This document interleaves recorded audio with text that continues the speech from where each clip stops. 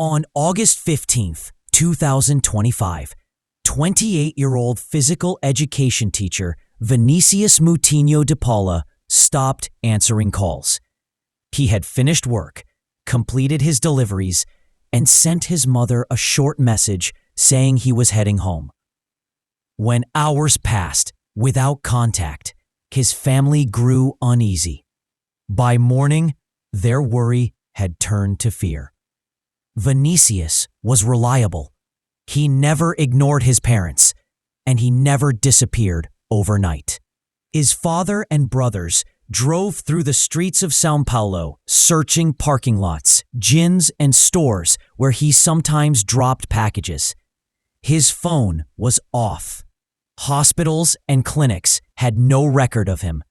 By nightfall, on August 16th, the family filed a missing person report. Officers reported his description, the red Renault Duster he drove, and the time he was last heard from. 2 days later, neighbors on Tobias Leo Street called police about a car that had not moved since Friday. When officers arrived, they looked through the windows but saw nothing clear. One broke the glass. The smell of decay spread into the air. Vinicius lay on the back seat, motionless. His keys and phone were missing. There were empty bottles nearby and small traces of blood around his lips. The body was already stiff. The cause of death was not obvious. Toxicology results would later show he had been dead for roughly 24 hours. What seemed at first like an unexplained tragedy soon became one of the most disturbing cases in São Paulo that year. To understand who he was, investigators began with his life. Vinicius Moutinho de Paula was a respected physical education teacher at a public school in the city's East Zone. He worked with children aged 10 to 12 and had a reputation for patience and kindness. Students admired him, parents trusted him, and colleagues called him dependable. Outside the classroom, he ran a small online fitness store, delivering supplements and gear across local gyms. He lived modestly with his family, helped his younger brothers with homework, and avoided drinking or smoking.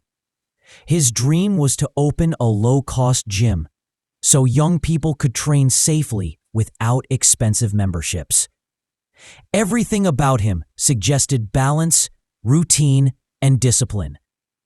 In 2021, he met Lissa Gonçalves de Moura, a hospital technician and single mother. At first, the relationship seemed ordinary. They went out often and shared mutual respect. But within a year, arguments became frequent. She grew jealous and controlling. Several fights ended with him leaving to cool off, then returning after she apologized. In 2023, they broke up for what he believed was the final time. He told family members he wanted peace and focus on his career. Lissa continued to message and call him, asking to meet again. He ignored most attempts. Early 2025 brought new concern. During one visit, he noticed sedative medication among her belongings, drugs meant for hospital use only. He confronted her and warned that keeping such substances was dangerous. Weeks later, he told a friend he suspected she had once slipped something into his drink. He had blacked out for 2 days and woke up confused. When he regained control of his social media accounts, he found posts claiming they were back together and offensive messages sent to one of his friends. He announced publicly that his accounts had been hacked and ended all contact with Lissa. After that, he focused on work and began seeing Juliana, a friend from high school. By mid-2025, he appeared happy again. Friday, August 15, 2025, began as a normal day. Vinicius taught his morning classes, logged attendance, and helped update gym equipment lists. After lunch, he handled deliveries for his online business. One order required a short trip to the Itaquera district. Around 6 p.m., he left home in his red Renault Duster, completed the drop-off, and sent an electronic receipt to the customer. At 7 p.m., he texted his mother, "Heading home now." That was his last message. Not long after, he received a call from Lissa. She asked to meet on friendly terms to celebrate her recent birthday. Believing it would be a short, civil conversation, he agreed. Surveillance footage later showed his car entering a motel parking lot at 9:03 p.m. He was driving. She was beside him. The receptionist confirmed Lissa checked in using digital ID. From that moment, the only records of the night came from her statements and digital traces. She later told investigators they drank beer, talked, and that Vinicius used cocaine, a claim denied by everyone who knew him. She said he slipped in the bathroom, hit his head, and later fell asleep. She insisted she left around 5 a.m. because he was too tired to drive. Security cameras contradicted parts of that story. At 2 a.m., messages were sent from his phone to Juliana. They sounded emotional and unlike his normal tone. "I stepped out for air and betrayed you," one read. Juliana noticed the writing style felt wrong and asked for proof.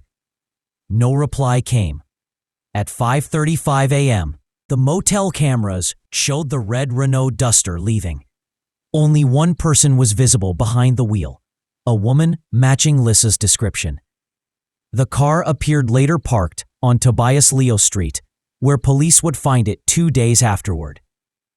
From then on, Vinicius's phone went offline. His mother kept calling through the weekend with no answer. His father retraced his usual routes.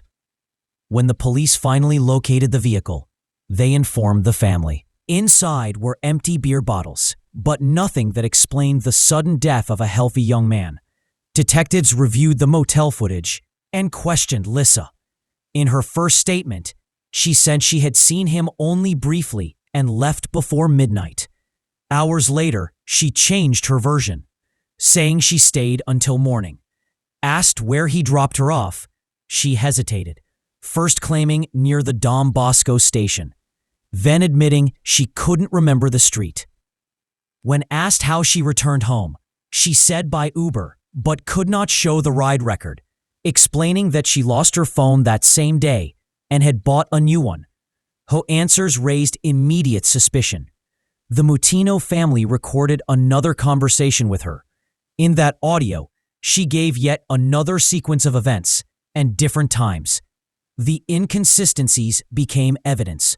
Police compared her timeline with data from cameras and messages. They confirmed that from the moment she entered the motel, no one else visited the room, and the car did not move until early morning when she drove away alone. Forensic tests on the body changed the direction of the case. Toxicology reports detected strong hospital-grade sedatives far above safe limits. The combination with alcohol caused respiratory failure. There was no head injury or internal trauma to support her version of a bathroom fall. Investigators concluded the substances had been mixed into drinks several hours before death. The chemical profile matched medications available only in medical facilities, exactly the kind of drugs to which Lissa had access through her job. What began as an unexplained death now appeared to be a deliberate poisoning disguised as an accident. Detectives presented their findings to the district attorney. A temporary arrest warrant was issued for Lissa Gonçalves de Mota. At dawn, homicide officers arrived at her address in eastern São Paulo. She was detained without resistance and taken for questioning. In her apartment, they found a recently purchased phone with no previous data, a notebook listing hospital shifts, and packs of medical syringes. All items were sent for analysis. Lissa remained calm during questioning and repeated one line, "I didn't do anything illegal." Vinicius's parents brought additional material, audio of her contradictory statements, and written notes summarizing every version she had given. For them, the arrest meant movement toward accountability, but not closure. While investigators examined the evidence seized from Lissa's apartment, they built a clear timeline. Security footage, phone records, and forensic reports all pointed in one direction. The sedatives found in Vinicius's blood matched the medications accessible at the hospital where Lissa worked. The dosage level was high enough to cause rapid unconsciousness and breathing failure when combined with even small amounts of alcohol. Every step of the analysis reduced the chance that his death was accidental. Detectives confirmed that Lissa's digital ID had been used to check in at the motel. Her signature was in the registry. The timestamps from cameras showed that she entered with him and left alone before sunrise.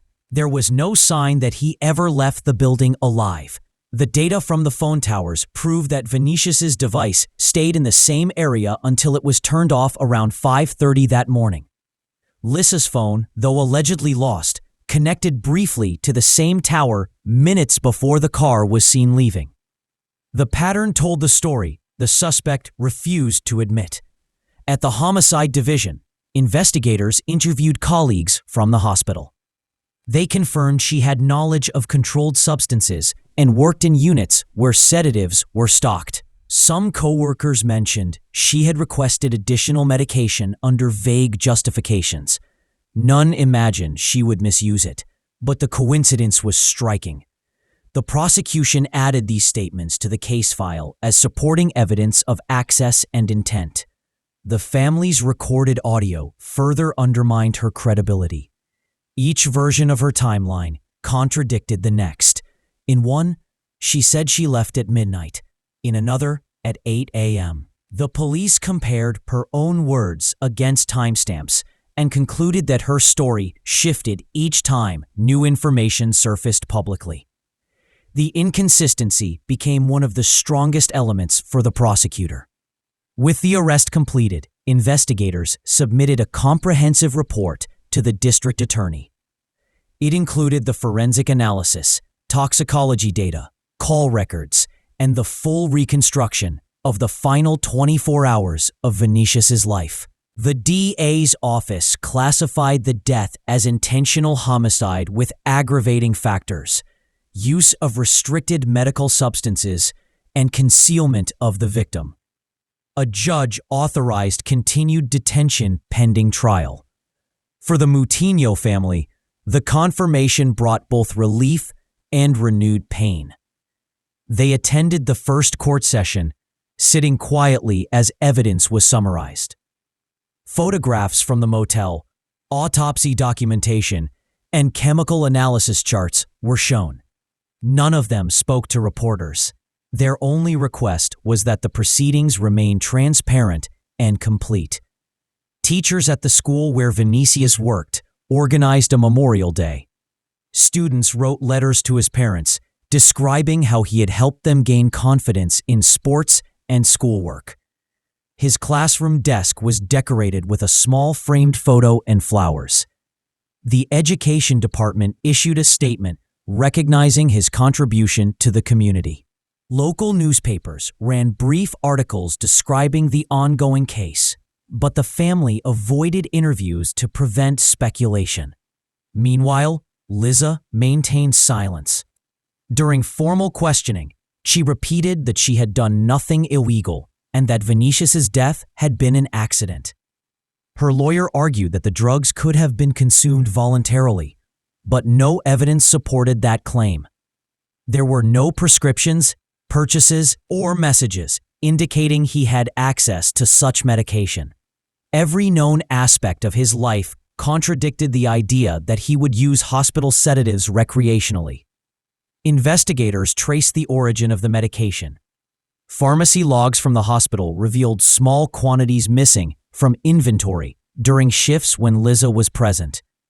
Security footage showed her entering the supply area outside of regular restocking hours. When confronted, she declined to comment. This evidence, combined with the chemical match, tied the source directly to her workplace. The DA included this in the official charge sheet. The public followed the case closely online. Many viewers compared it to other Brazilian relationship-driven crimes that started as jealousy and ended in death. Comment sections filled with calls for stricter control of hospital medications and support for domestic violence prevention programs. The story spread beyond Sao Paulo to national outlets. Despite the attention, Investigators kept information minimal to protect the family's privacy. Weeks after the arrest, the court scheduled a preliminary hearing to confirm the indictment. Forensic experts testified that the sedative concentration alone was lethal and that the victim would have lost consciousness within minutes. The combination with alcohol ensured he could not wake or seek help. The absence of defensive wounds or signs of struggle supported the conclusion that he was incapacitated before death. The court accepted these findings and moved the case toward full trial. During this period, Vinicius's parents continued visiting the police division weekly to follow progress. His mother, Salvana, kept a folder containing every report, lab result, and transcript. His father, Hugo, handled communication with authorities. Their goal was simple: ensure no part of the evidence was overlooked. They avoided public appearances, but remained determined to see justice done. Juliana, the woman Vinicius had begun seeing earlier that year, provided her phone for examination. Investigators recovered the late-night messages that had been sent from his account. Forensic linguists compared them to earlier texts from him and concluded the writing pattern was different: shorter sentences, feminine phrasing, and inconsistent spelling. This supported the theory that Lissa had used his phone to create a false impression of infidelity before disposing of him. The prosecution planned to use this as proof of psychological manipulation preceding the murder. As the case advanced, the narrative became clear. Lissa had invited him under the pretense of reconciliation, administered sedatives mixed with alcohol, and waited until he lost consciousness. She then sent fabricated messages to create a story of guilt, drove his car to a distant location, and abandoned it with the intention of making the death look self-inflicted or accidental. Her attempts to erase digital traces failed because of security camera evidence and network records. The community's reaction was measured but firm. At the school, colleagues raised funds for a scholarship in his name, supporting sports education for underprivileged students. Local authorities highlighted the importance of monitoring professional access to controlled drugs. Media outlets praised the police's precise investigation, noting how quick coordination between forensic labs and digital analysis units had exposed inconsistencies early. Months later, prosecutors finalized the indictment and submitted it to the regional court. The charges included homicide by poisoning, misuse of restricted medication, and obstruction of justice. The trial date had not been set, but the family prepared for a long legal process. Their statement to journalists was brief: "We trust the truth will come through the evidence." There was no talk of revenge, only the expectation of justice. Inside the detention center, Lissa remained in preventive custody. She requested to work in the prison infirmary, but was denied due to the nature of the charges. Other inmates reportedly avoided her after learning the details of the case. She received occasional visits from relatives, but rarely spoke during interviews. Psychologists evaluating her behavior described her as emotionally detached and unwilling to acknowledge responsibility. Experts reconstructed the sequence minute by minute: entry at 9:03 p.m., messages at 2 a.m., car leaving 5:35 a.m., and phone signal loss 5:37 a.m. Every timestamp aligned with the theory of deliberate action. The evidence left little room for doubt. The investigation phase closed with one clear message: a careful, methodical man had been betrayed by someone who refused to let go. Nothing could reverse the loss, but the truth had been documented in every line of the report. His story remains a reminder of how quickly trust can turn fatal, and how crucial it is that justice follow evidence, not emotion. If you found this case informative, consider liking the video so more people can learn what really happened.